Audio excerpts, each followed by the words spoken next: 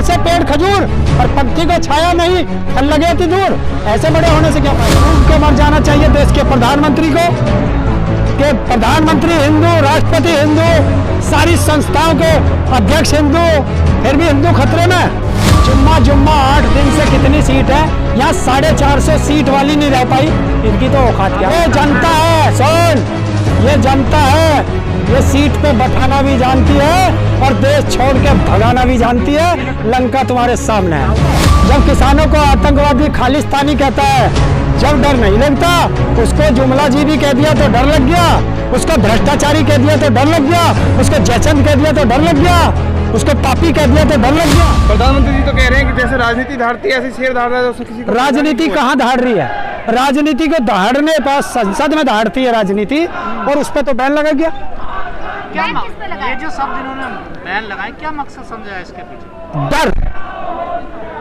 जिन शब्दों को देश का प्रधानमंत्री विपक्ष के लिए बाहर बोलता था, उन्हीं शब्दों से अब ये डर गया है। क्योंकि प्रधानमंत्री है तो डर कैसा? क्या प्रधानमंत्री को डर कैसा?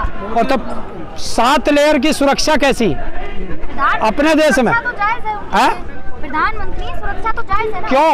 इतने अच्छे प्रधानमंत्री हैं। कैसे अच्छा? कैसे बता? देखिए ना, दूसरे देशों से कितने जाके मिलने जाते हैं, हाथ चूमते हैं मिलते वक्त, और यहाँ नफरत फैलाते हैं उन्हीं मुसलमानों के खिलाफ। नफरत नहीं फैला रहे हैं। और अब एक कर रहे हैं, स्नेह यात्रा भी निकाल रहे हैं मोदी जी। क्या अब अंधभक्तों से पूछना, जो भारत के मुस्लिमों को गालियां देते थे, उन्हें अपशब्द कहते थे, अब उनके लिए स्नेह यात्रा निकालेंगे तो क्योंकि उनके आका का आदेश है, तो थूक कर चाटना इसे ही कहते हैं। तो आपके लिए खुशखबरी, बीएचपी एक नया नंबर लॉन्च कर रही है, हेल्पलाइन नंबर। क्या? हिंदू कहीं भी कोई खतरे में होगा तो उसे मदद मिलेगी।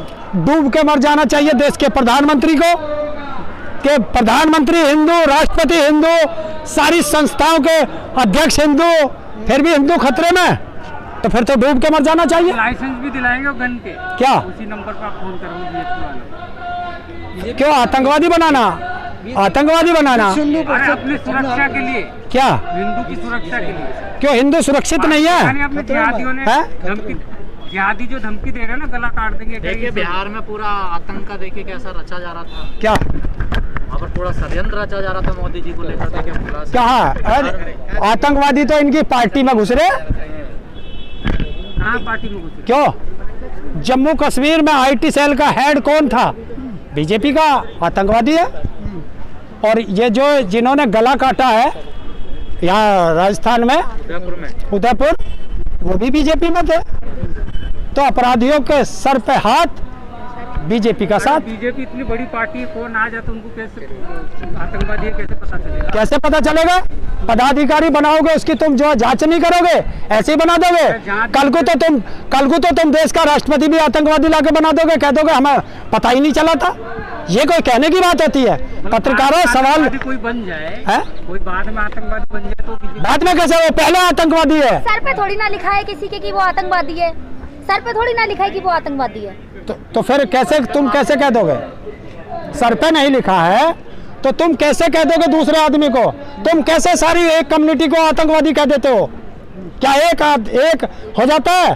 तुमने, मैं बता देता हूँ, बुलंदशहर के अंदर इंस्पेक्टर सुबोध की हत्या की थी और उस लड़के को जेल से रिहा कराया गया और उसे बीजेपी के अंदर लाया गया। हत्यारों को कौन अंदर कर रहा है? उसके तो माथे पे लिख रहा था कि उसने हत्या की है। आपको तो बस बीजेपी में सब माफ है ना, बीजेपी में सब माफ है। तो फिर आतंकवादी क्यों कहते हो? सबको माफी कर दो, फिर क्यों शोर मचा रहे हो? जो बीजेपी में जाएगा वो तो सब साफ। हाँ, बीजेपी में एक वॉशिंग मशीन है कि अपराध करो और बीजेपी में चले जाओ, तुम दूध के धुले हो जाओगे। हत्याएं करो, उसमें चले जाओ, सारी हत्याएं माफ हो जाएंगी। क्योंकि जब प्रदेश का मुख्यमंत्री अपने सारे अपराध माफ कर सकता है तो फिर क्या रह गया? अब बीजेपी सबसे बड़ा संगठन है एक, और आप उसके लिए कह रहे हैं? किसने? अगर बड़ा है तो क्या हुआ? बड़ा हुआ तो क्या हुआ? जैसे पेड़ खजूर और पंक्ति को छाया नहीं, फल लगे अति दूर। ऐसे बड़े होने से क्या फायदा? अच्छा, प्रधानमंत्री है, 56 इंच का सीना है उनका, और 56 इंच का सीने वाला डर गया। किससे डर गए? कहाँ डरे हैं? डर गया। देखो कितने शब्दों पे बैन लगवा दिया।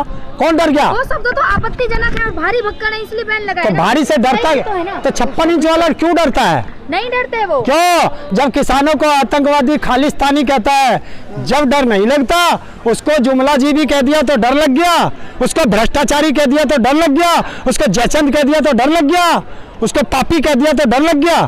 प्रधानमंत्री हैं, पद की गरिमा रखें आप भी। किसके? प्रधानमंत्री पद की गरिमा रखें। प्रधानमंत्री पद की गरिमा प्रधानमंत्री रख रहा है? अब रख तो रहे, कहाँ रख रहा है?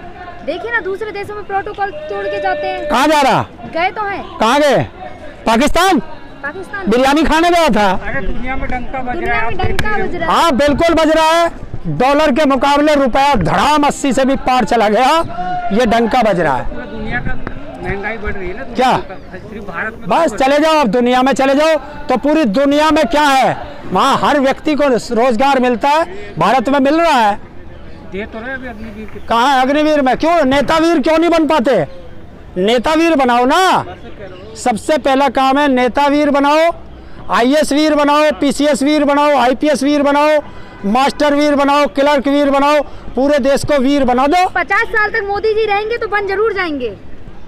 एक काम करना, हाँ। पत्रकार हो तुम, पत्रकारिता करना सीखो।